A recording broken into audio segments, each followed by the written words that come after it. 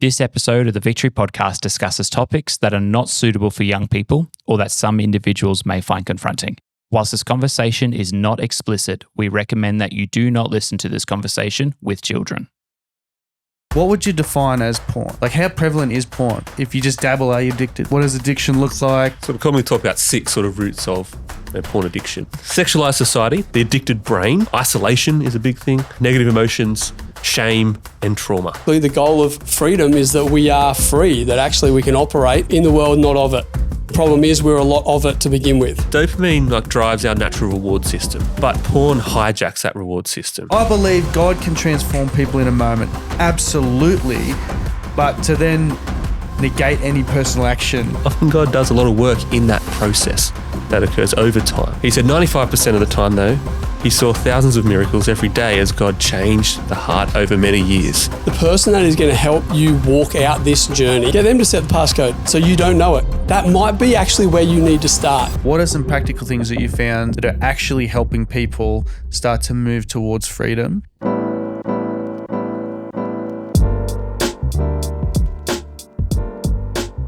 We ready? Let's roll. Good? Comfy? Showing a bit of skin over here. Let's cover up. I usually always do that. It's like big sock fest, but oh well. All right. They're good socks though, man. They're like, oh, thanks, man. Just pretty normal socks though. Nothing special. Welcome to the podcast. Here we are on the podcast. Welcome, special guest Linden joining us on the pod today, which is cool, and Pastor Nate. Good to be here. Good to be here. Nice to have you with us, man. Pleasure. It's great. Thank you for having me on. Yeah, thanks for coming in.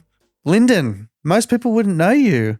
I think you're our first outside guest onto the podcast. Outsourced expert. Outsourced expert, outside. Yeah, it's we've had some guests, but they've all been kind of part of our church already. So it's really cool to have a guest on the podcast. Yeah, privilege. And well, just to kick off, I guess, do you keen to let people know a little bit about yourself? Like, who are you? Where you're from? What do you do? Yeah. Well, I came in here today out from just near Maitland, just out of Maitland. So I live out there with my wife, Abby, and our 4 kids. So they range from 13 down to 18 months. So they keep us pretty busy. They would. No doubt. And yeah, during the week, I used to be a science teacher. So I work for myself running some science online sort of lessons for homeschool kids across Australia. Yeah, great. It's pretty fun. And then the rest of the week sort of filled up under the banner of Outgrow Ministries, which is the organisation that I started to help believers escape the entanglement of pornography and other unwanted sexual behaviour. Great. And also to help equip the church as well in this space and That's awesome. see them understand the impacts that porn's having and how we can respond to that in a helpful way and see this as part of just discipleship that we do with our people. Yeah, So, That's great, man. so that looks like, and I'm doing some counselling study at the moment to help me better lead other guys in that, running some recovery groups. I'm not going to use Jenny's term. I did listen to her. I feel like I don't call them porn club. I feel like I overused that in that last episode a little bit too much. I do like to clarify it's anti-porn club if you're going to use that term. But That's anyway, good clarification. so work with some guys. So run a bunch of those groups throughout the week and just working with churches as well. So I help train leaders to run those groups within churches. That's really cool. Run seminars for churches and sort of short courses. And just, I guess for a lot of churches, it can be hard to go, we know this is an issue, hopefully, but where to go? It's not a surprise.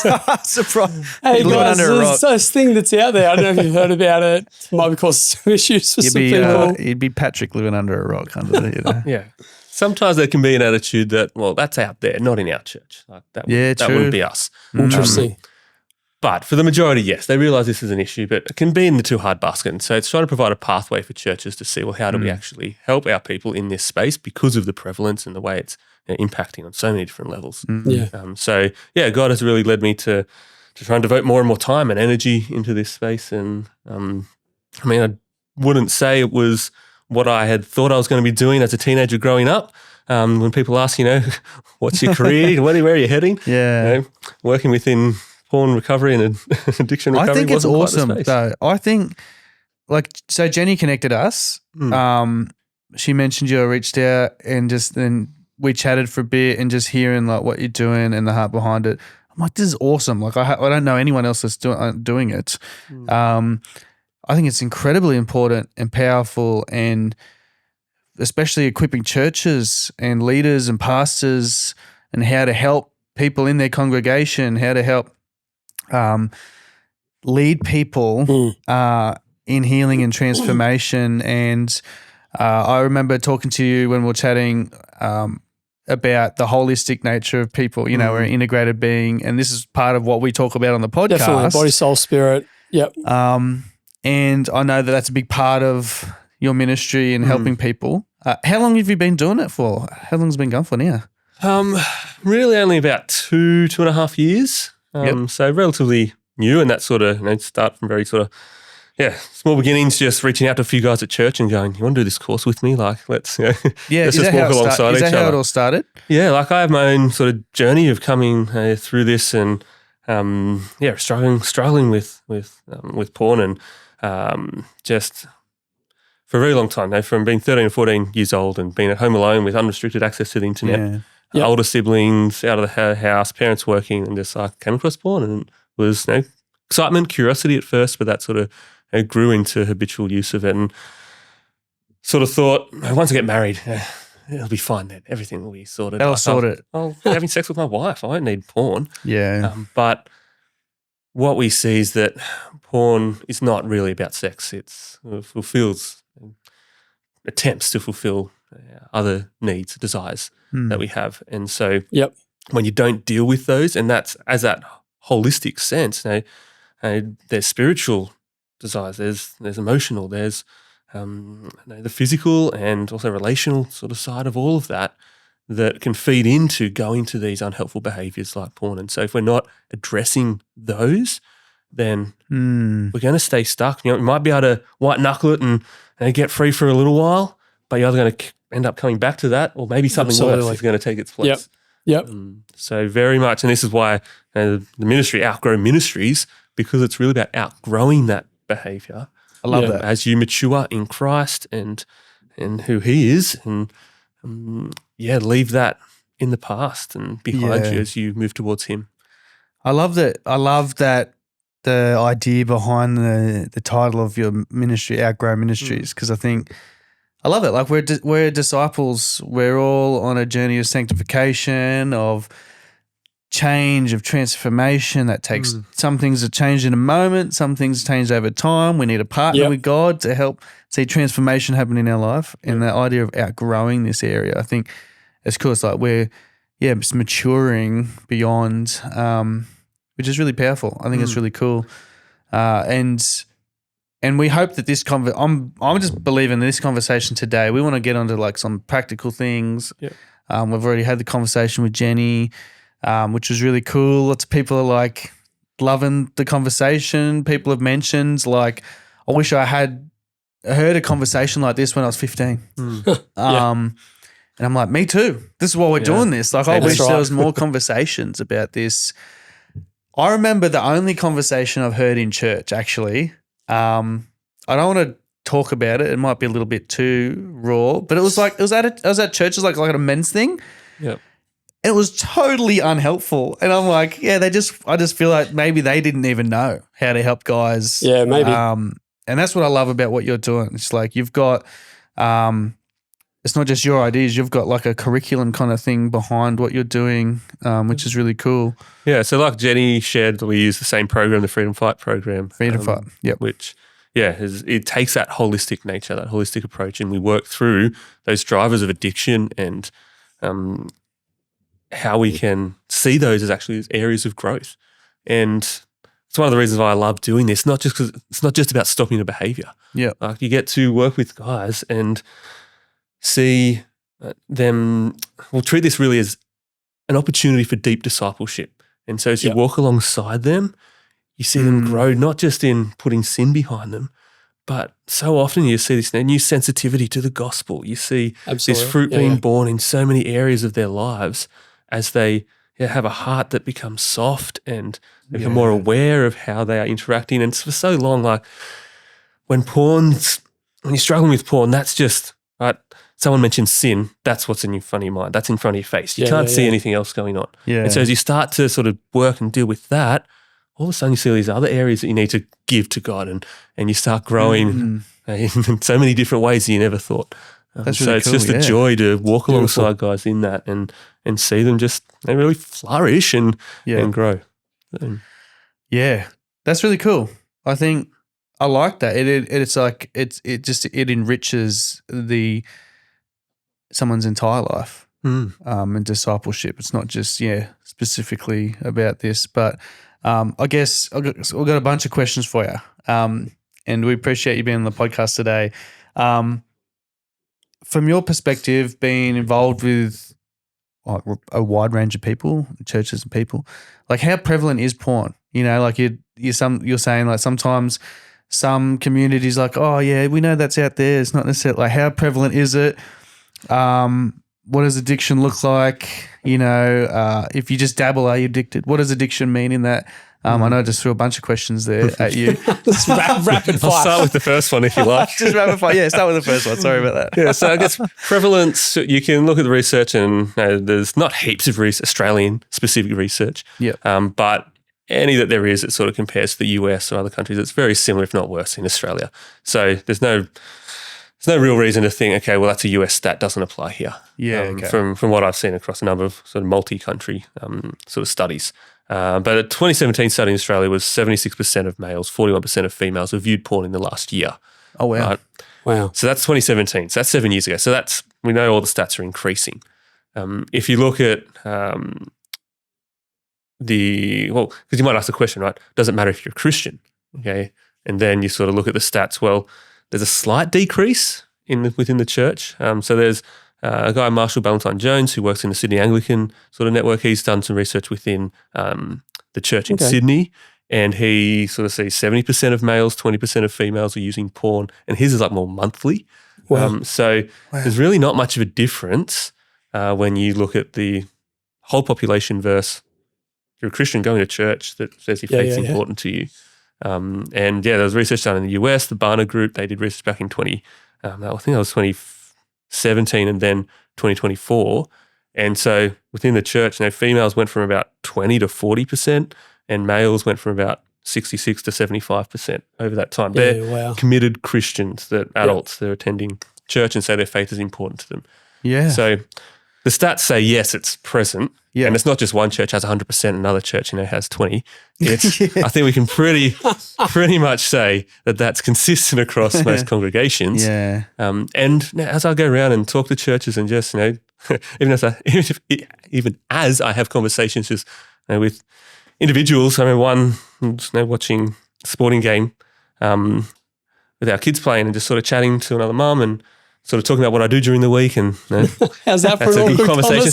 But either goes really badly and just kills it on the spot. It's a really awesome conversation. Yeah. And this was an awesome one in the sense that she was quite open and just told me about how this was why her marriage split up. Yeah. And so many times I've spoken at conferences or seminars, and people come up and just tell you their story, and it's not just numbers that you read in a research article. Yeah. Like, this is real people. This is happening in our communities. And often we don't know about it because we don't want to talk about it and we don't want to be vulnerable with one another. And so, unfortunately, it often just goes under the radar. Yeah. That doesn't mean it's not happening. Doesn't mean it's not happening. And I guess that's why we're having this conversation today. Yeah, I mean, I think probably – so I was a high school teacher for 10 years. I looked after year 9 and 10. So it was very much, you realise the prevalence of it, certainly in high school students and things like that. But I think, there's an understanding in today's day and age that it's a very real and very active, prevalent situation. And we need to find ways to be able to talk about it. We need to find ways to be able to help people in it, help people through it.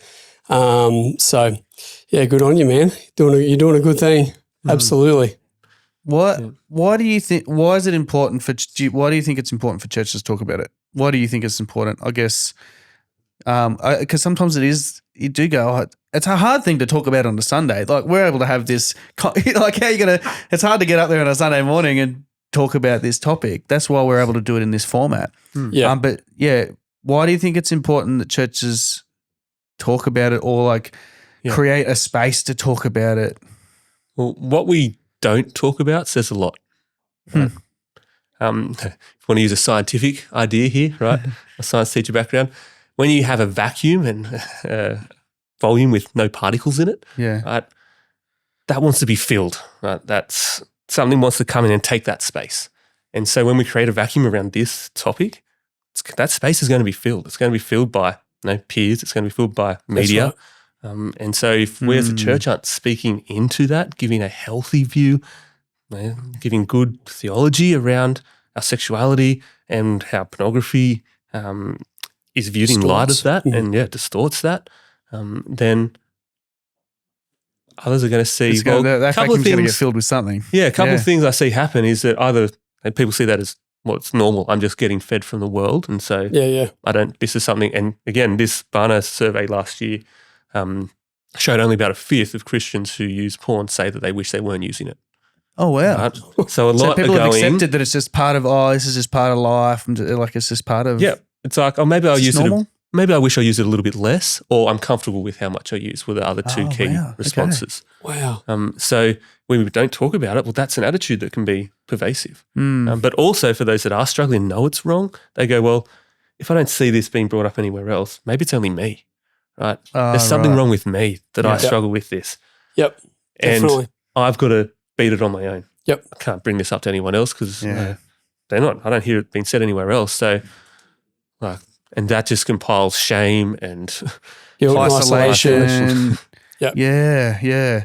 I guess it's hard. It's hard to find a space for a church to bring it up. I guess that's where the freedom fight groups and things can be a really powerful tool in creating safe spaces to start talking about this stuff. Before we get into some other things, I'm curious. A question that popped into my mind when you're talking about stats around porn usage and stuff like that. What would you define as porn? Like for the listener, they might be thinking, they might be wondering, in a sense, like that line of like what's porn, what's not. They might be viewing questionable things. Yeah. When we're talking about a sexualized world that we live in, there's a movie. It's got sexual content in it, but it's not a porno. So, I'm not looking at porn, but it's sexualized content. TV shows, we just there's aspects in our life where we just accept sexualized content as part of entertainment in our lives, but we might not classify it as porn. Yep. How would you, what would you say? What is porn when you think about it in the context of what you're doing, everything like that? Yeah. So it's actually surprisingly hard in the literature to nail down a definition. Because you can say, right, well, it's explicit content through any medium. Yeah. Okay. But what does explicit mean? There was a legal ruling trying to work out, and this was back when pornography sort of first became mainstream on the internet, and people were like, okay, we've got to do something about this. Right? And so the US Supreme Court made a ruling, 4-3 split decision that ruled it as free speech. But in that ruling, they were trying to define what's pornography. Yeah. And one of the things that was said in that was, well, you know it when you see it. Yeah, wow. So that sort of speaks to the difficulty not super helpful. of being able to go, okay, what's explicit? What does explicit material mean? Right. So there can be some, I guess, grey in that. Yeah. So what I find more helpful, and when working with guys in this, because if you try to have a real clear definition, well, I can get as close to that line as possible. I was about to say, it's very similar to the whole, talking to the how far is too far when it comes to marriage, sex before marriage. sexual activity. Haven't crossed the line, so it's not porn. We're all good. It's the wrong place to start the conversation. Yeah. Really, is if you're there, it's like you probably need to come back a little bit. Yeah. So a more helpful working sort of definitional way of thinking about it is, are you going to seek content for sexual arousal? Okay. I don't care what the content is. Yeah. But if you're going to that, if you're searching for it, if you're trying to seek out sexual content, putting yourself in places where you know there's going to be content that will either sexually arouse you or you'll want to be sexually aroused by, well, you've crossed the line. Like that's not that helpful. Pursuit. That's not in line with what God calls us to in holiness. And so so that could include, that TV show, that TV series that you've been watching has a certain level of sexual content, and it's like there should be some kind of maybe warning bells. Like, it's being real with yourself or honest with yourself, I guess. Am I watching this TV show because I know that this is going to crop up, and we tell ourselves all other kinds of stories like, oh, the storyline's fantastic. You know what I mean? It's not that good. If people telling themselves that story, I think that's a really cool way to think about it and might help people reflect. Well, it goes back to the heart, doesn't it? Yeah. What am I doing here? What's my motivation in watching this content? And yeah, you also need to be wary because, as you say, we can be very good at deceiving ourselves and providing rationalizations and justifications. But yeah, maybe we'll talk about this a bit later, but that's when speaking with others, when we talk to others about why we're doing something, then what we say to ourselves can often sound very stupid when we say it out loud to someone else. Actually, maybe that's not a great reason. Yeah, that's true. I really like that. I think, hard definitions, creating those lines. Our human nature just wants to like get as close to that line as possible. But it's a heart posture. It's understanding. I think that's a fantastic way to approach it. But there, on the other side, there's that reality of a scale of depravity, a scale of the depth or the expression of content at the same time, that when we're talking about, the holistic person, stuff at this end is probably doing less, careful of my language here, but less damage to digesting content that's at this end of the scale. Yeah. It's no less an issue in terms of holiness and things like that. But if you are constantly viewing things that are, pretty intense in terms of the nature of the sexual content versus something that is maybe less intense, the motive for viewing, which I think is really helpful in terms of, do you need to have a look at something here in terms of where you're at with your pursuit of holiness, your discipleship. But there is then also quite, on that scale of things, there's some distinct differences between something that's at this end and something that is very much at the hardcore, incredibly explicit end of the spectrum. Totally. I think reflecting on our heart and knowing what's going on in here sooner rather than later, absolutely help someone not just find themselves, spiraling down towards those kind of things. Hey, it reminds me in Galatians 6 where it says, "Do not be deceived. God cannot be mocked. A man reaps what he sows." Yep. And when you're watching hardcore porn, that's right. What you're going to sow is going to be significant in those impacts that'll result. Yeah. I guess even if you're sowing to the flesh in any degree, like we're saying, hardcore porn is a level of explicit content you're exposing yourself to. But if it's that TV show that's up, you're still sowing to the flesh to some degree. You're still going to reap from the flesh. There's one direction that continues in. You're sowing to the flesh, so you're going to reap from the flesh. Yep. I want to get into, I guess, some of the root of these compulsions that people face around all this, porn, whether it's TV show with sexual content, whatever it is, like the compulsion that people are stuck with, that people are wrestling with, going to, I was saying before, people, they'll grit their teeth, white knuckle it for a couple of months or weeks, and then they find themselves back in the spiral.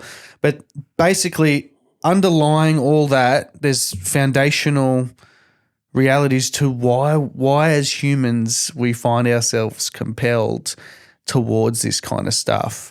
And we've got a number of these. And so I want to devote the rest of our conversation to unpacking some of these foundational things. Now, some of these foundational things are some of the things that you go through in your course year. And unpacking those foundational things, and then some practical things that anyone can do to help mitigate, to grow out of, to strengthen themselves and so forth. And so I think this is going to be really cool and going to be really, really helpful for a lot of people, just having some practical things. Before we do, did you want to, I guess, speak into some of those those underlying things, Like I think a lot of us think of just the act of looking at porn. Yeah. But there's that underlying reason of why we're looking at porn, right? Yeah, you can think of it a bit like an iceberg, right? The behavior, the pornography is the thing that's visible above the water. Yeah. Right? But the things that sit below, much harder to get to and work on, but that's what keeps that afloat. That's what keeps that behavior going. And so we want to address, right, the root of it, not just the symptom. And do you find, and I like that image. Do you find, and I find when I'm trying to help people, when we're just only trying to deal with that part of the iceberg that's out of the water, like the action itself, like, just stop doing that. Just stop it. The reason it doesn't work is because of all these other things that are keeping that afloat, right? I think there's a truth in that is related to, I'm going on the record right now, aren't I? Like it's out there, it's on YouTube. We can cut anything. But with any sinful behaviour, and probably the wrong approach that the church has had for a long time is addressing sinful behaviour with an idea around behaviour modification. So trying to stop doing something but only addressing the behaviour and not actually what's underneath. Yeah. I think certainly was my experience in my upbringing, was very much you sat in church, you're told what not to do, and if you do that, don't do that, try harder not to, basically. Behaviour modification. But as we know in Scripture, the issues of the heart, like whether it's things like I want to be accepted or, to use a totally different example, when Paul's like, hey, stop telling filthy jokes. Most people struggle with that because they want to be liked.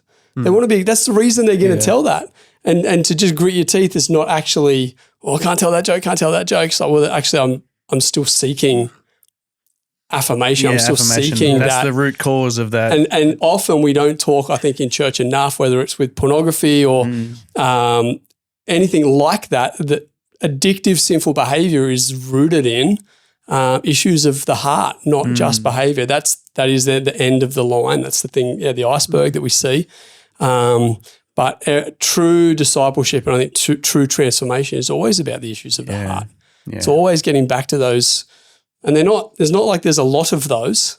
There's actually not that many, but they're big, and because they're big, they take us a long time to work on them effectively to places of wholeness with Christ. So, well, we're saying like Proverbs. It's above all else, guard your heart. That's right. Everything else flows out of this. Yeah. So, and I mean, reading through Deuteronomy at the moment, and you think, here they are standing before and the Jordan about to enter into the promised land. Moses is reminding them of all the law. Yeah. But throughout those, especially first 10 chapters, it keeps talking about the heart. Absolutely. It keeps going back to the heart. Yeah. And the law was never just about the law. It's about a heart that's before God. And absolutely. That's, Totally agree. Do you think when it comes to, we're about to get into it, I think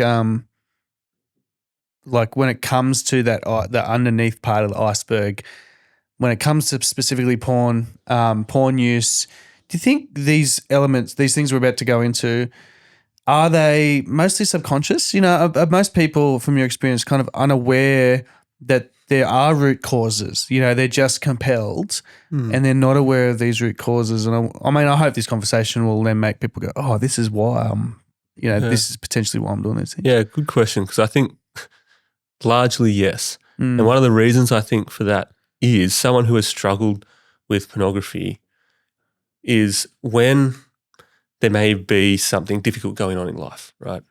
Rather than, say, addressing that, reflecting on what's happening in the heart, I go to medicate it. And so I go to porn. And therefore I don't have to address what's going on in here because I just put a Band-Aid over like it. Immediate feel good. Yep. Temporary pleasure, but it distracts me and lets me just disappear for a while into that world. And so we have become very bad at reflecting and understanding what's happening internally because we've constantly gone to this behavior rather than actually face the reality. Yeah, wow. So I think, largely, now there are exceptions to that, of course. Yeah. But largely, I think a lot of this is unknown until you start learning through this. Absolutely. And going, until you do the lights journey. turn on, right? That's right. Until you start digging and asking the why question, which most people don't ask, whether it's with porn or a whole lot of other behaviors. They don't ask, why do I do am this? I doing this? But behavior is the end result of thought, of soul state, there's a whole lot of things that are way deeper. The end product of that is the behaviors we do. Yeah. And we're never going to sustainably deal with behavioral change without transformation Asking why. on the places that end up fueling our behavior. Yeah. Yep. And there's layers to that question as well. Why do we do it? It's like, I do it because it feels good. Okay, but why are you wanting to feel good But why in that do you moment? need to? Yeah. What's been going on that's made you feel not good to then want to That's right. address this? I think we talk about, like, I don't know if we've done it on the pod previously, but that idea of the 5 whys. Yeah. There's we've talked about it recently. Yeah. I mean, what we're about to go into, like, I want us to get into it. It's probably going to start to address some of that. We're going to start to talk about what some of those things floating beneath the iceberg. Great. That is the iceberg, but like floating beneath the surface. What are some of those things, Linden, that people might not be subconsciously aware of going on? Yeah, well, on our list, it's sort of commonly talk about 6 sort of roots of porn addiction. Yeah. So I'll list them off and then maybe we can let's list them off So, and then we'll get into them. quick fire. Sexualized society, and that's pretty obvious. Yep. The addicted brain, right? So knowing how that shapes and rewires our brain. Isolation is a big thing. Negative emotions, shame, and trauma. Yep. So not light topics in there, no. but really important ones. Super important. Yeah. So let's start with sexualized society. I think we've touched on that a lot already with some of the podcasts. I think that would not be something that listeners and viewers are unaware of. I mean, we're all aware. We've been touching on it already. Yeah. In terms of sexualized society, Linden, I think it was Jenny on the last podcast. She talked about a phone as little porn theater in your pocket or something. Personalized porn theater. Yeah. Personalized porn theater. Yeah. Did you want to talk to the sexualized society as being something that's such a large? Yeah, well, if you think even about like the phone example, what are most people actually using their phone for? Sure, you might make a few phone calls every now and then, send a text message, but often social media, right? Yeah. Is the area that's being used for. And when you look again, the research just shows, especially increasingly more, the younger new generations that are coming through, like some research showing that kids are at school for 8 hours, hopefully not on their screen the whole time but then there's another 8 hours they're on their screen outside of school time each day. And so you combine that with other research that says 98% of 16 to 17-year-olds are using social media on at least one platform. Yep. And then other research that goes 56% of 14 to 18-year-olds are going to social media for sexual reasons. That's the whole reason they're going there. So they're accessing social media for sexual reasons. So sure, there's definitely a pathway where I just innocently scrolling along and do you think like, and this is totally off topic, but do you think that's because there are, I'm going to say, paper-thin barriers on website access to pornography and stuff like that? So there is a level of you have to, I am 18, like, whereas on social media it's basically like you can follow any there's account. No barriers. It's far easier to access in that sort of a space. And do you think that's part of it? Yeah, I suspect it wouldn't have started at I'm going to social media for sexual reasons. You're on social media, you're following accounts where this stuff comes up. Now, that's exciting. I can get there easily. Now more and more of the time I'm going to social media. This is what I'm accessing. Yeah. It comes to you I don't have a private account, and you get follow requests from randoms, and it's usually you just look at the name and you're like delete or whatever. But like it's coming to you through these platforms. Yeah, sometimes. absolutely.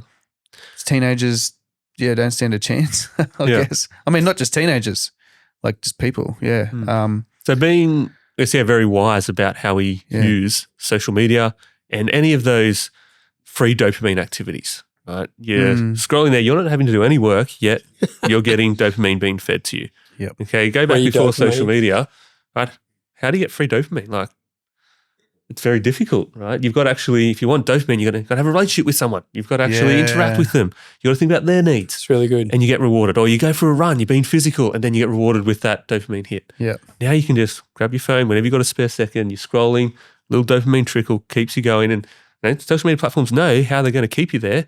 Well, sexualized media. Yeah. Right? We put that in there. You view, you linger on that for a couple of seconds, feeds it into the algorithm, give you a bit more a bit later, because not too much too quickly, otherwise you'll know what's going on here. Yeah. But they keep you hooked in there, keep that dopamine going, and so you get hooked. So we've got to be very wise about how we use the media that we have in front of us. And so if we want to get into practical sort of ways. Is this, I mean, are there any other examples? I mean, we've talked on the podcast before about, movies, TV shows, but I guess social media, internet, personalized porn, pocket theater is the most probably relevant thing to talk about.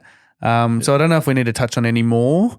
I think most people are aware of other things floating around, but this is the most dangerous. Yeah, I mean, you can skip the social media and just go straight to porn websites, of course. Yeah. But yes, they're the main ways that internet pornography is the main form. Yeah. Right? Yeah, you want to be wise about, if you're at the beach or if you're at other places where, you could be triggered. Yeah. I think you guys have spoken before about bouncing your eyes and those sorts of really helpful sort of thoughts and just having that awareness when you enter those situations.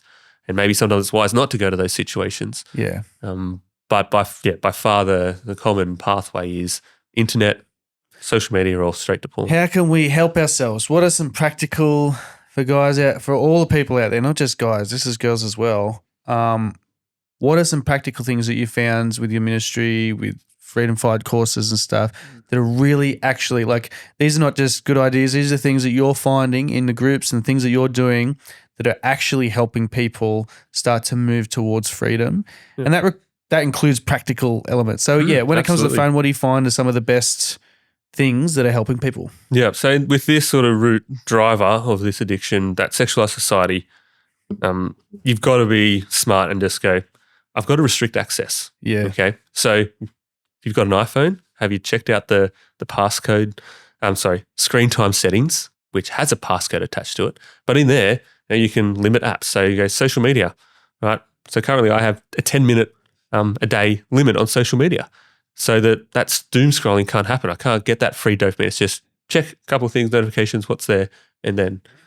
But then after 10 minutes, can't you just, I've done this before. You've got your time limit on there. Request one more minute. Request one more minute, and you're just doing that for 20 minutes. Yeah. And have you seen the passcode you can put on your screen time settings? Well, I know my passcode. I could just put my passcode straight in. This is where accountability can be really helpful. Yeah, right. I would say that I think maybe too often, and maybe as a solve all historically in the church, certainly my experience, church world would be that we throw accountability as the solution. Accountability is not the solution. Accountability is a component of the solution during the period at which you need help.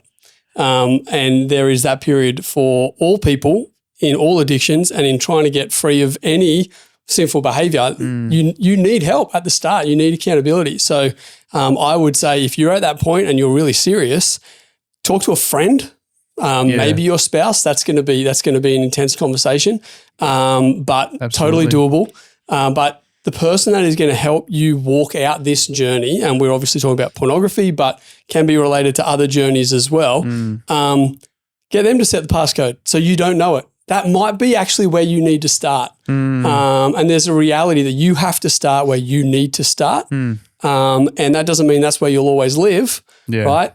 Theologically, the goal of freedom is that we are free, that we're not just free from, that we're free to, that actually we can operate in the world we're in the world, not of it.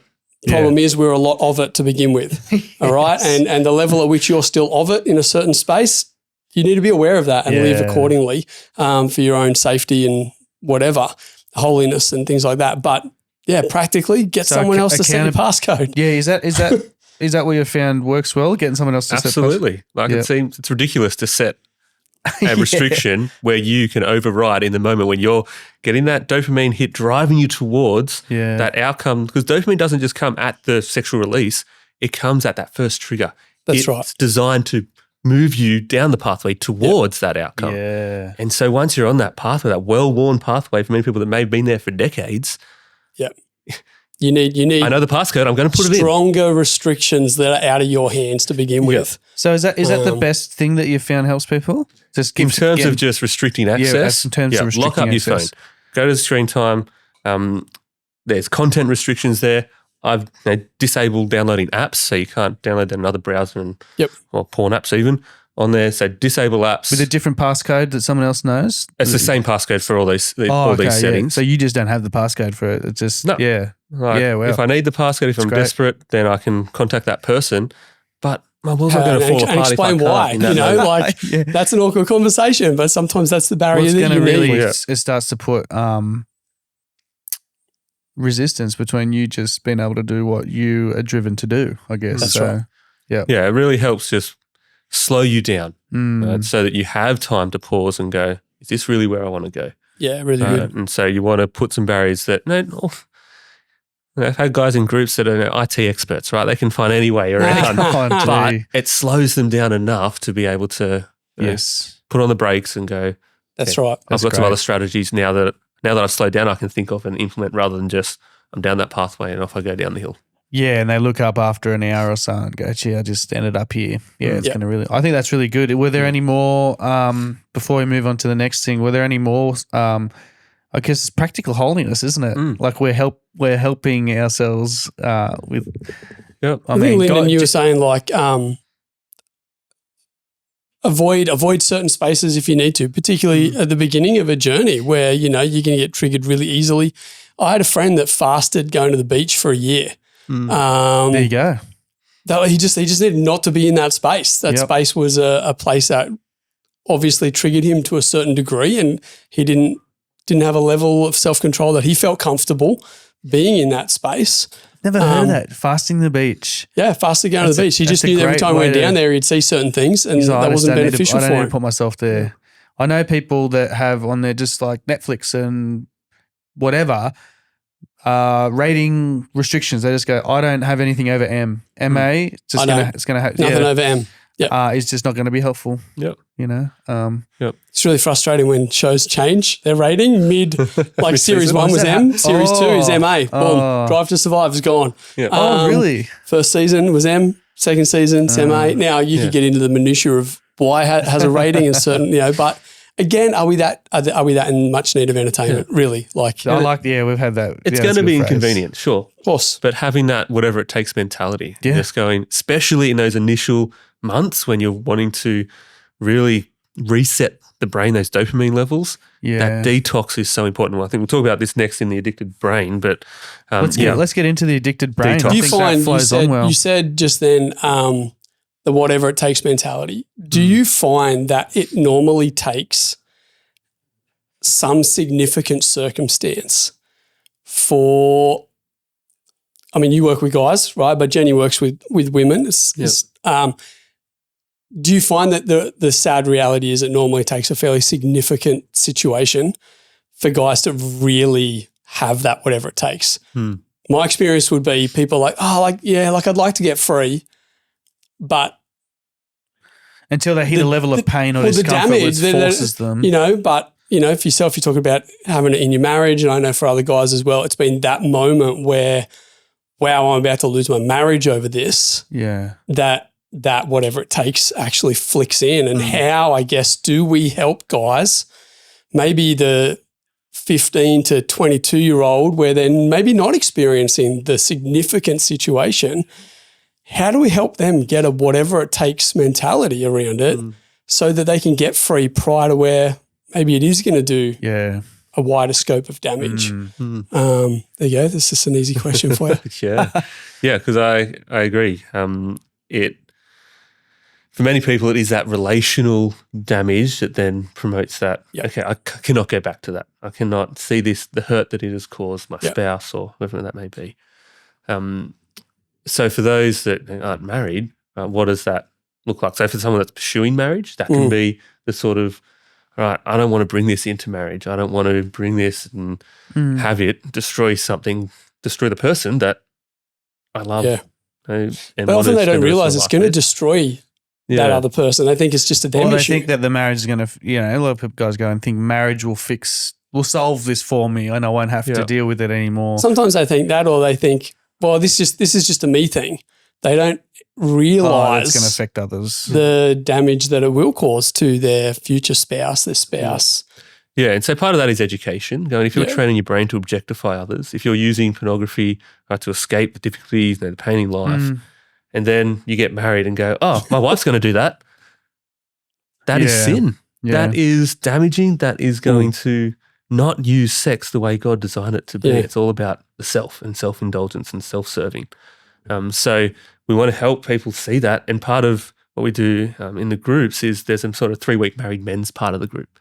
Yeah, okay. But everyone sits through that. So the married guys talk about, right, and share their experience and go, this is the damage it's had in my marriage. This is the effect I've seen it have. And so the other guys that aren't married are sort of hearing this and going, oh yeah, this isn't all going to be fixed when I get married. I think that's like community's part of that. I think, learning wisdom from others, hearing other circumstances, and unfortunately, is going to help that. Yeah. But can I just say, because some guys will, I don't have any plans to get married, so what does it matter, right? Yeah. So just speaking into that, I guess this is where if you're a Christian, right, you see what's God's design for sex. Right? Yeah. And so when you see the way, and we see this point out in Ephesians 5, where we see this picture of a man shall leave his mother and father and be united with his wife. The two shall become one flesh. Yep. This is a profound mystery, but I'm talking about Christ and the church. And you're okay. So there's one fleshness, which significant part is sex, the bringing together in sexual union. To become is one. actually designed to reflect, to point us towards a perfect Savior and a sinful people being brought together to not just dwell amongst, but to, by the Spirit, dwell within, right? Sex is actually an icon that's meant to point us towards the gospel. Yeah.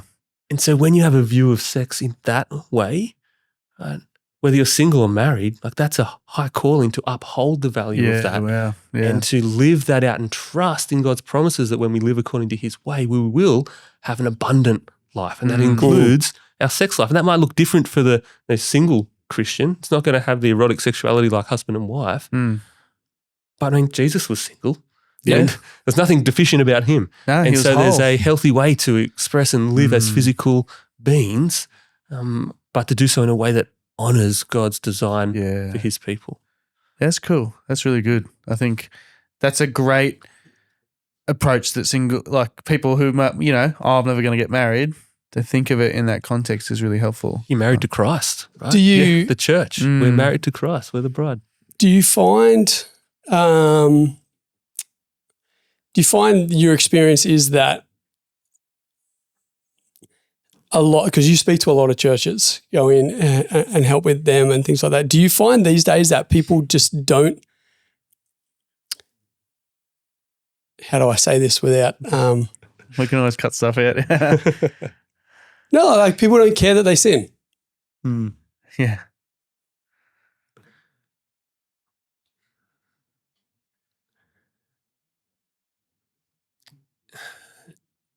Yeah, so I guess there could be a couple of ways to think about this. So one could be pornography can be into that because the research showing how clearly it impacts the life of the individual, in all those different dimensions of the individual, the way it impacts community, marriage, society. Like there's a whole lot of research that shows the impact that's having. So hopefully that can stir something to go, actually, it's not okay. I can't live with this. Yeah. So that can hopefully be one sort of avenue. But then if our heart is dead to the conviction of the Spirit. Well, we've got to preach the gospel. We've got to present Jesus and have them receive the Spirit to then have a life that lives in line with what they are called to in Christ. No, that's good. That's good. Oh, this is really cool. I'm loving this conversation. I want us to keep moving through this list though. Yeah. We were saying before we got into the podcast, it's like having a guest who, you got a wealth of knowledge and experience in this area. We could go down so many rabbit holes, which would be fun, and I'm tempted to. But let's keep us moving along. We'll keep us moving along. Timo's good. He hosts well. It keeps me in line. Well, I mean, I'm self-diagnosed ADD, so I want to jump down every rabbit hole I see. I'm working real hard. But the addicted brain. So we've talked about sexualized society, the addicted brain. I think we've touched on it with dopamine and stuff. But let's quickly talk to the addicted brain being something that's underneath the surface of that iceberg. And I guess that's, correct me if I'm wrong, but that's speaking to, there's a physical nature to who we are. There's a chemical makeup of our mind and our brain, and stuff's going on there. So did you want to talk about the addicted brain and how people can help themselves with that? Like I said, dopamine drives our natural reward system. Right? It drives us to want to have sex. Right? That's an important biological function if we're going to have a human race that doesn't go extinct. Yes, right. So it's there by design, right? God designed it. But porn hijacks that reward system. Okay, you're getting unnatural amounts of dopamine being released with the zero effort that goes into something like sex within relational context. And so we see that over time, that is going to shape the brain. We know neuroplasticity, that those pathways that get used more and more frequently become more well-worn, and so it's easy to keep going down them again and again. And so when we're talking about the addicted brain, you said before, just stop it, right? Isn't that the solution? Well, no, of course not, because it's like telling someone with depression to just be happy, would you, right? Yeah. There are particular pathways that have been worn over many, many years, and so it's going to take drive time. tracks in the bush. Right, and each time another four-wheel drive goes down, it's easy to go down it again. These big deep ruts, and you end up not being able to turn out of them. Yeah, and that's the addicted. When you actually can't turn out of the rut, that's a point of addiction. Yeah, love that analogy. That's great. So stuck in a rut. So, but it works the other way as well. Neuroplasticity is also true in the way that we can change the brain from those addictive ruts. So that's where hope. That's where the hope is. That's where hope is. The fact that you can change, that's hope. Yeah, I think anyway. But this, and I'm sure we're about to get it, but it requires us to do something, right? I think sometimes in church life, I feel like growing up, it's like if I just go down the front as much as possible on a Sunday and get prayed for, which I believe God can transform people in a moment, absolutely. But to then negate any personal action on my behalf to help transformation in my life when it comes to this. So many things that I want to say on that I think we'll save for another podcast episode. I don't want to interrupt. In this space, Dr. Ted Roberts, he worked with hundreds and hundreds of guys in this, and he said 5% of the time, right, he saw that happen. God just miraculously heal on the spot. And we should believe and hope for that. Absolutely. Absolutely. Right? He said 95% of the time, though, he saw thousands of miracles every day as God changed the heart over many years. That's so cool. Yeah. So, yes, pray for that instant healing, but often God does a lot of work in that process that occurs over time as you unpack each little part that has led you to that, to then give back over to Him and to be growing, maturing, making that progress step by step. So thinking about, with the addicted brain, right, we want to renew the mind. Yep. So neuroplasticity, that's more of a modern day understanding that we've developed. I mean, Paul was speaking about this 2,000 years ago, right? Romans 12:2. Do not be conformed, right? But conform to Christ by the renewing of our mind. Yep.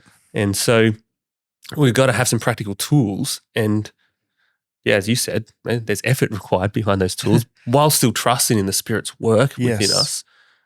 But it does take us to be intentional as well. So one of the ones we use is called BRACE. Right? It's an acronym. Okay. And so it recognizes the need for us to create a new pathway. So as soon as there's a trigger, we work through this acronym. So B stands for breathe.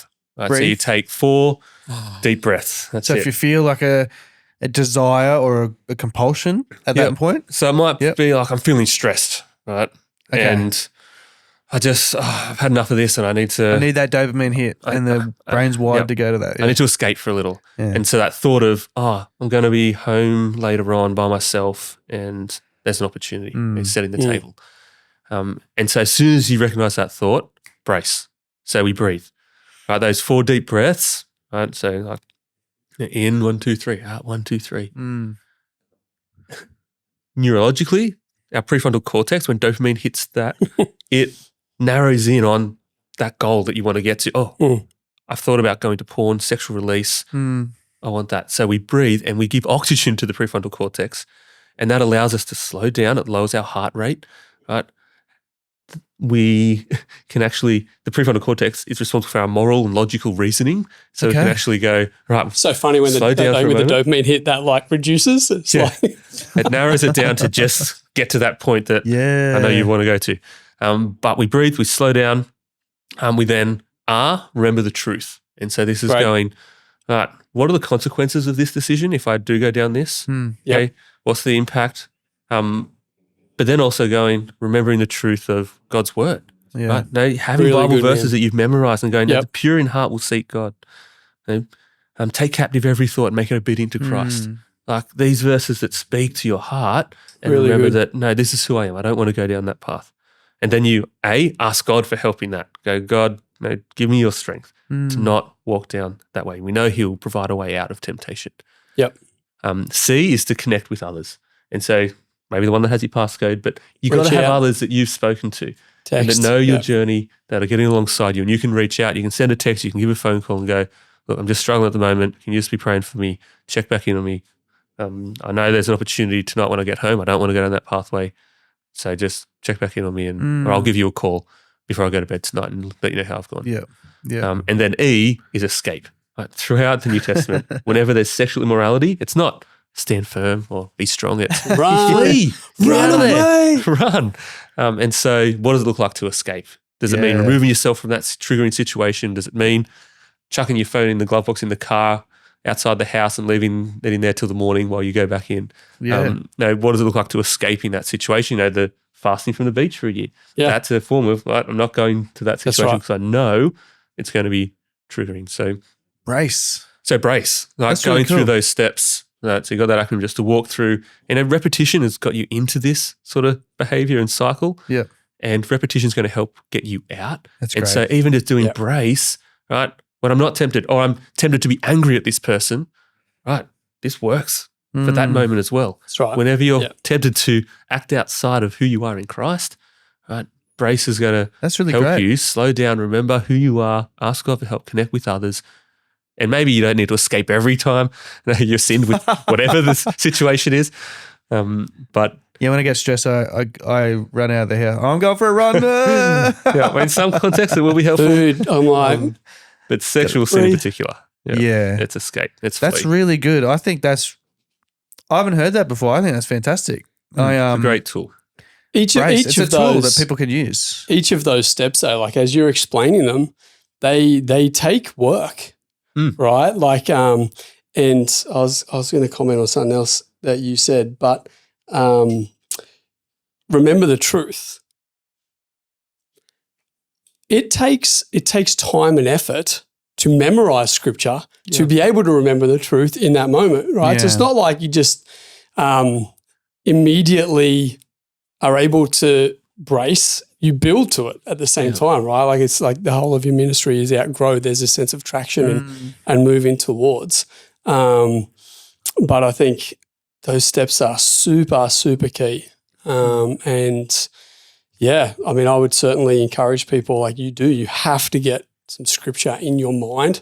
That's what I remember what I was going to comment on. You talked about how repetition got you into it. Repetition gets you out of it.